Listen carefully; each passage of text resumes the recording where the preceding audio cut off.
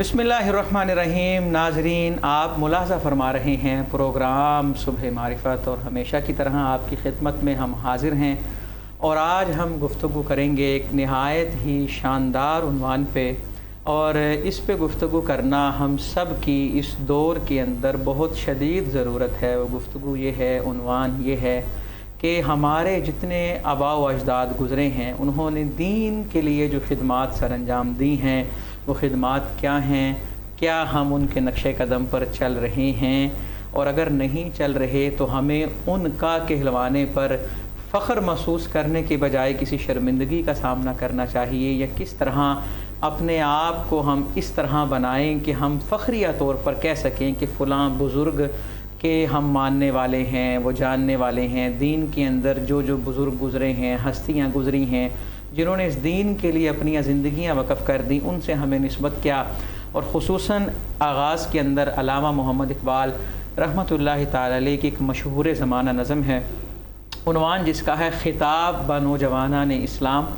उसके कुछ अशार ऐड करेंगे और अपने मेहमानों का तारुफ़ करवाएंगे और उनकी बारगाह में सवाल रखेंगे, और वो हमारे मसाइल पर रोशनी डालते हुए हमारी तशनगियों को बुझाएंगे और हमारे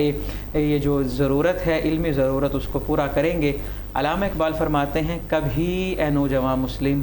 तदब्बुर भी किया तूने, वो क्या गर्दूँ था तु जिसका है एक टूटा हुआ तारा, तुझे उस कौम ने पाला है आगोश मोहब्बत में,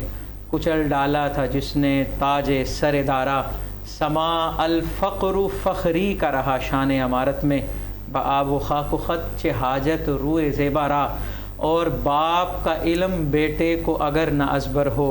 फिर पिसर काबिले मीरासे पिदर क्यों कर हो। मैं अपने मेहमानों का तारुफ़ करवाता हूँ और शुक्रिया अदा करता हूँ। हमारे साथ इस खूबसूरत उन्वान पे गुफ्तगू करने के लिए स्टूडियो में मौजूद हैं हज़रत अल्लामा मौलाना मोहम्मद अब्दुल्ला साकिब साहिब। आपको खुशामदीद कहता हूँ, शुक्रिया अदा करता हूँ। उनके साथ मौजूद हैं स्टूडियो के अंदर हज़रत अल्लामा मौलाना मोहम्मद नवाज़ चिश्ती साहिब। आपका भी शुक्रिया अदा करता हूँ और खुशामदीद कहता हूँ। अब मैं गुजारिश करता हूँ और बढ़ता हूँ मौलाना मोहम्मद अब्दुल्ला साकिब साहिब की जानिब कि हमारे जो आबा गुज़रे हैं, उन्होंने दीन के लिए अपनी जो खिदमात सर अंजाम दी हैं, वो खिदमात कितनी शानदार हैं, और उन्होंने किस जज्बे से दीन के लिए खिदमात जो हैं वो दी हैं। गुफ्तगू का मकसद ये है कि हमारे अंदर, सुनने वालों के अंदर वो जज्बा जो है वो उजागर हो। बिस्मिल्लाहिर्रहमानिर्रहीम वस्सलातु वस्सलामु अला रसूलिहिल करीम। बहुत शुक्रिया जनाब मुफ्ती साहब, आपने इंतहाई अहम उन्वान पर आज इस प्रोग्राम को तरतीब दिया। मैं आपको एक तो आपके इस प्रोग्राम पर मुबारकबाद भी पेश करता हूँ। दूसरा, जहाँ तक आपके सवाल का ताल्लुक़ है, तो देखिए, इस्लाम जो है ये क़यामत तक और बाद अज़ क़यामत तक के लिए अब दीन है। और कुरान अज़ीज़ बुरहान रशीद ने बड़ा वाज़े कर दिया, अल-यौम अकमलतु लकुम दीनकुम व अतममतु अलैकुम निअमती व रदीतु लकुमुल इस्लाम दीना। कि अल्लाह रब्बुल इज़्ज़त ने दीन इस्लाम को मुकम्मल कर दिया और अपनी नेमत को भी मुकम्मल फरमा दिया, और अब हमारे लिए जो दीन अल्लाह ने पसंद फरमाया है वो दीन इस्लाम है। लेकिन ये भी एक इंसानी तारीख़ है और इंसान का एक ये भी अलमिया रहा है कि ये हर चंद साल के बाद उस पैगाम को और उस इस्लाह को जो की जाती है भुला देता है, फरामोश कर देता है, और दोबारा से शैतानी वसवसों और शैतानी हरबों के आगे हथियार डालकर ये दोबारा से अल्लाह की नाफरमानी के रास्ते पे चल पड़ता है। इसीलिए अल्लाह रब्बुल इज़्ज़त ने अंबिया किराम अलैहिमुस्सलाम का जो सिलसिला था उसे जब जारी फरमाया, तो आप देखते हैं कि हर चंद साल के बाद, चंद सौ साल के बाद अल्लाह अपने नबियों को भेजता ताकि वो दोबारा से इंसानियत की रहबरी और रहनुमाई फरमाते और दोबारा से उन्हें वो भूला हुआ पैगाम याद दिलाते। लेकिन अब चूँकि हम ये जानते हैं कि रसूलुल्लाह सल्लल्लाहु अलैहि वसल्लम अल्लाह के आखिरी नबी और रसूल बन के तशरीफ़ फरमा हो चुके हैं, अब आपके बाद किसी और नबी और रसूल ने क़यामत तक नहीं आना। माकान मुहम्मदुन अबा अहदिन मिर रिजालिकुम वलाकिन रसूलुल्लाहि व ख़ातमन नबिय्यीन व कानल्लाहु बिकुल्लि शैइन अलीमा। आप सल्लल्लाहु अलैहि वसल्लम पर नबुव्वत का दरवाज़ा बंद हो चुका, आप आखिरी नबी और रसूल बन के तशरीफ़ लाए। लेकिन इंसान की फ़ितरत और नेचर तो वही है, ये तो दोबारा उस पैगाम को भूलेगा, फरामोश करेगा, तो फिर ऐसा सिलसिला अल्लाह ने अपने महबूब صلی اللہ علیہ وسلم کی امت کو عطا فرمایا جسے صلحاء اور علماء اور اولیاء کا سلسلہ کہا جاتا ہے. یہ جتنا مضبوط اور مستحکم اس امت میں ہے آپ کو سابقہ امم میں یہ نظر نہیں آتا, اور اس کی بنیادی وجہ بھی یہی ہے کہ وہاں انبیاء کا سلسلہ تھا اور یہاں انبیاء کا سلسلہ نہیں ہے. اس لیے علماء کو اللہ رب العزت کے حبیب صلی اللہ علیہ وسلم نے اپنا وارث قرار دیا ہے. رسول اللہ صلی اللہ علیہ وسلم نے یہ اتنی بڑی ذمہ داری اور اتنا بھاری منصب جو امت کے علماء اور صلحاء کو عطا کیا, اس کی ظاہر پھر ذمہ داریاں بھی بڑی ہیں, اور ان بڑی ذمہ داریوں کو ادا کرنے کے لیے ہمارے اکابرین نے, ہمارے آباء و اجداد نے, ہمارے اسلاف نے بڑی قربانیاں پیش کی ہیں. اپنے گھر بار کو چھوڑا ہے, اپنی جو فیملیز ہیں ان سے دوری اختیار کی ہے, اپنے وطن چھوڑے ہیں, مائیگریٹ کر کے, ہجرت کر کے دور دراز علاقوں میں جا کر دین سیکھا پہلے, اور جب دین سیکھ چکے, دین میں دسترس حاصل کر چکے, مہارت حاصل کر چکے, تو پھر انہوں نے دین کو آگے عام فہم انداز میں لوگوں تک پہنچایا, اور وہ کام, وہ کارنامے سر انجام دیے جو دیگر امتوں میں ہم دیکھتے ہیں انبیاء کرام علیہ السلام نے انجام دیے ہیں. مثال کے طور پہ اگر ہم ایک امت کی بہت بڑی شخصیت جناب حضرت سیدنا شیخ عبد القادر جیلانی رضی اللہ تعالیٰ عنہ کے بچپن کو دیکھیں تو قبلہ مفتی صاحب آپ چونکہ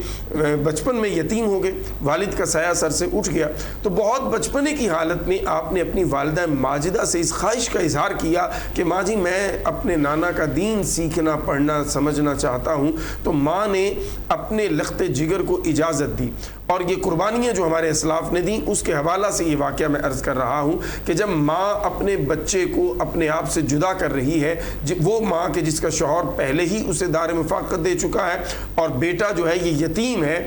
اس بیٹے نے جب ماں سے اجازت مانگی تو ماں نے اجازت دی, اور جب سینے سے لگایا تو سینے سے لگا کے جب جدا کیا تو ماں نے اپنے بیٹے کو یہ الفاظ کہے کہ بیٹا اب آپ کی اور میری ملاقات جنت کے بازاروں میں اللہ نے چاہا تو ہوگی, اس دنیا کی زندگی میں ہم ایک دوسرے کو اب نہیں ملیں گے, جاؤ جا کے دین سیکھو, سمجھو, اور پھر اپنے نانا کی امت کے لیے کام کرو دین کے حوالہ سے. حضرت شیخ عبد القادر جیلانی رضی اللہ تعالیٰ نے یہ اتنی بڑی قربانی پیش کی کہ اپنی ماں کو چھوڑا, اور پھر ساری زندگی ماں سے دوبارہ ملاقات نہ ہوئی, لیکن دینی علوم کو حاصل کر کے جب انہوں نے دین کا کام کیا تو پھر انہیں محی الدین کا خطاب دیا گیا کہ انہوں نے اثر نو دین کو زندہ کیا, اور دین کی وہ جو صحیح تعلیمات تھیں, وہ جو ایکچول دین تھا, اسے لوگوں کے سامنے متعارف کروایا اور لوگوں کو اس دین کی طرف رغبت دی. اور پھر ہم نے دیکھا, اپنی تاریخ کو دیکھا کہ حضرت شیخ عبد القادر جیلانی رضی اللہ تعالیٰ جب مدرسہ نظامیہ میں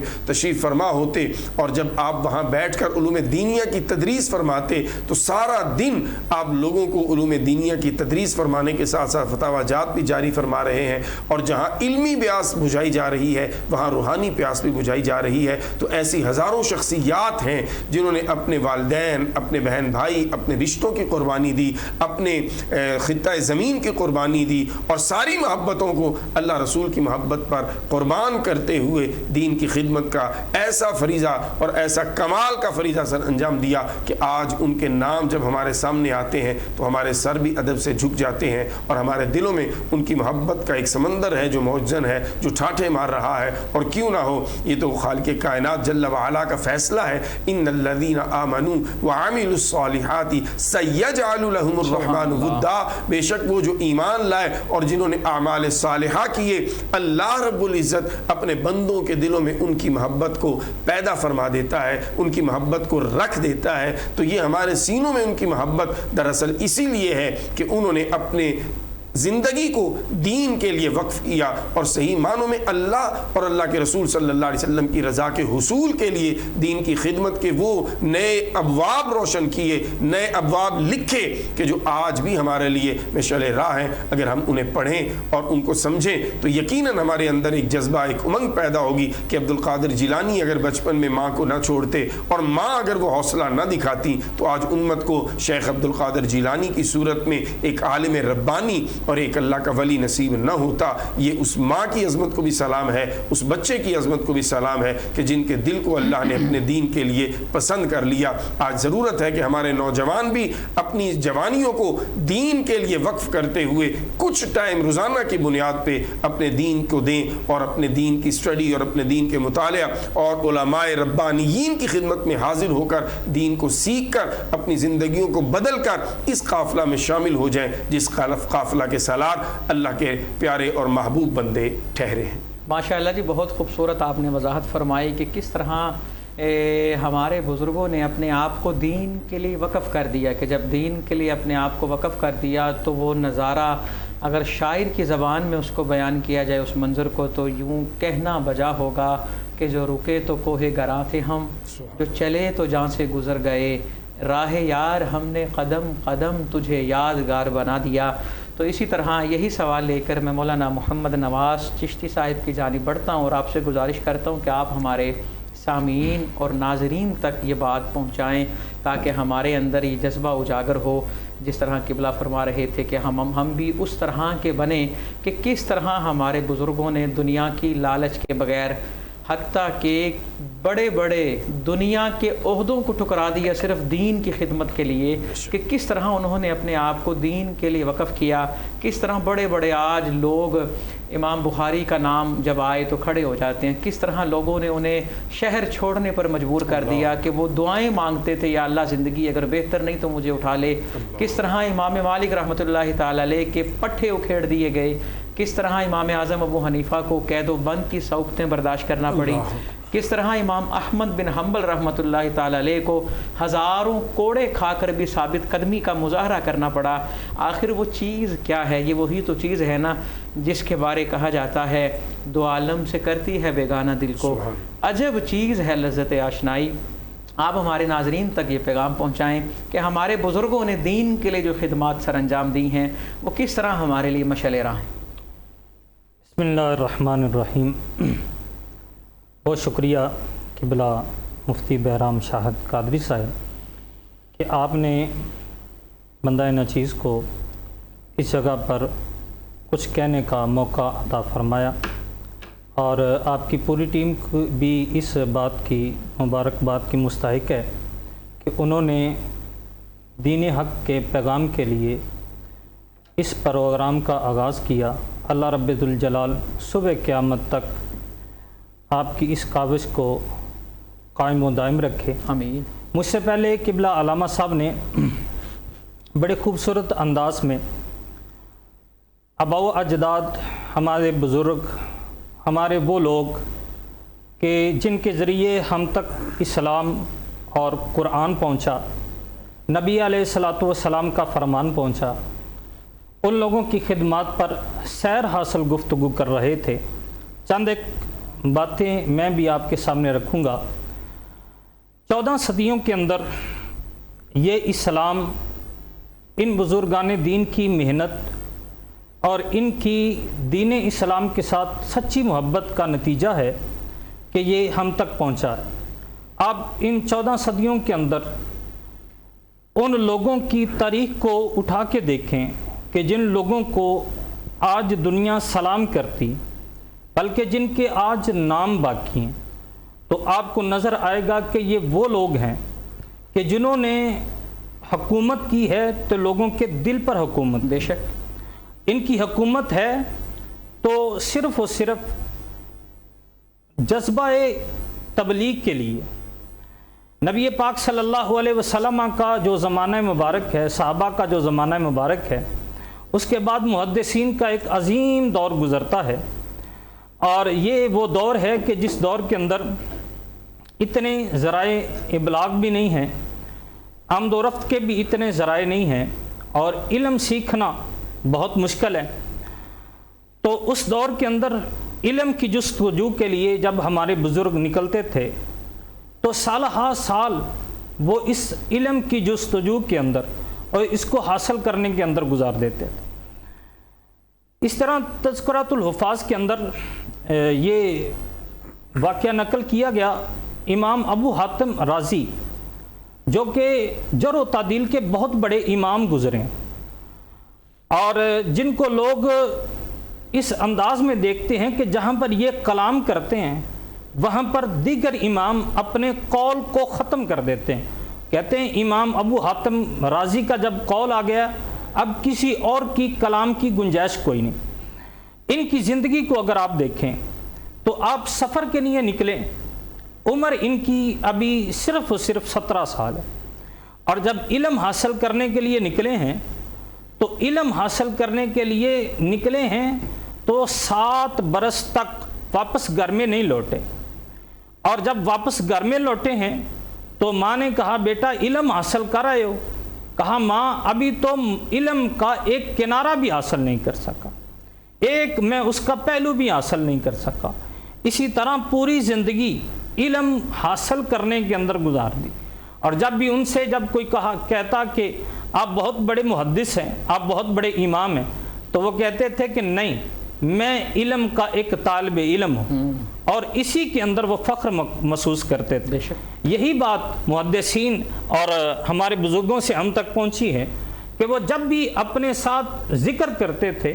تو وہ خادم دین کا نام ذکر کرتے تھے، اپنے آپ کو علامہ نہیں کہتے تھے۔ اسی طرح آگے اگر ہم چلیں